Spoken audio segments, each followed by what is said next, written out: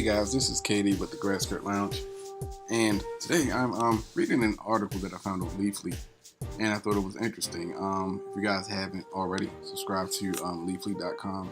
It's a great resource for anything cannabis related. And this one should be, pretty obvious, but can you legally transport cannabis across state lines? Of course, the answer is no.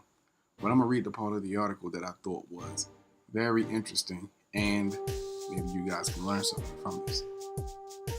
Another area to watch out for, even within a legal state, is nearing any border crossing between countries. We're not even talking about crossing the border. Simply entering the border crossing zone is enough to land you in hot water. We had a client transporting cannabis within the state that got to the border crossing in Canada. Mulsbury elaborates. You fall within the federal jurisdiction without even crossing the border, and they had everything seized. Once you fall within the gambit of customs, a whole other set of rules apply.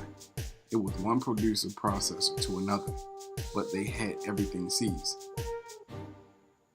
This is just one example of how the federal government is going to continue functioning. Section 812 of Title 21 of the U.S. Code, the Schedule of Controlled Substances, makes no distinction between a legal state, a medical state, or an illegal state. Violating this section is a federal crime and could earn you a drug trafficking charge, even for the lowest tier of cannabis. So, for instance, for the possession of 1 kilogram or less of hash oil, 10 kilograms or less of hashish, 1 to 49 cannabis plants, less than 50 kilos of cannabis flower. The penalties are, first offense, up to 5 years in federal prison and a fine of $250 million to $1 million. Second offense, up to 10 years in prison and a fine of $500,000 to $2 million.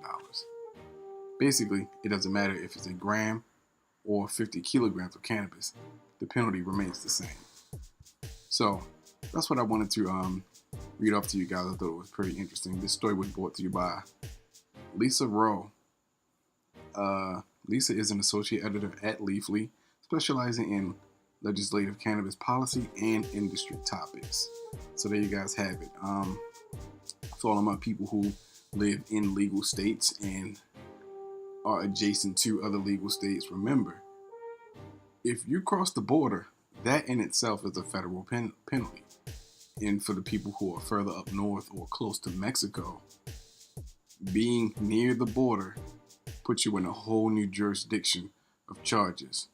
So be careful, guys. And if you can avoid it, don't take your cannabis across state lines. It's not worth 5 years in prison and anywhere from $250,000 to $1 million. But that's all I have for now, guys. I'll see you on the next one. Peace.